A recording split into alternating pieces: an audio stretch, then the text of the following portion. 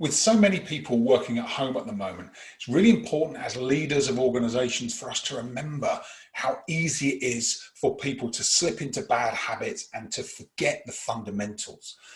And as leaders, our ability to coach our people and reinforce the things that are really important is absolutely critical, especially if we're trying to enable our team to learn new skills. And there's a model that's really important to keep in mind if we are training and coaching our teams on new skills and expecting them to then adopt them and deliver them. And very often we'll find ourselves in this current environment having to change our approach and having to get our teams to take on board new skills and to train them and coach them to adapt. So remember Ebhaus's forgetting curve.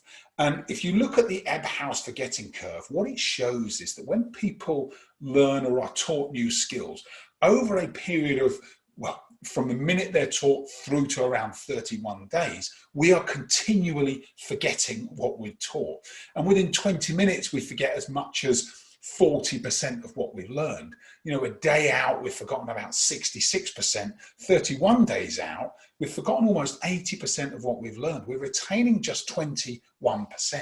It's why when you build out some form of training or new program for employees, you must think about reinforcement.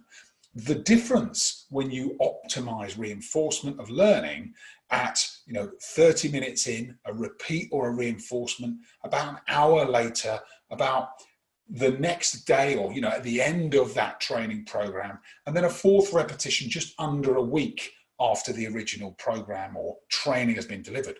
And what we see is then a lift from just 21% recollection right the way up to around 85% of what's being trained, being recalled and implemented.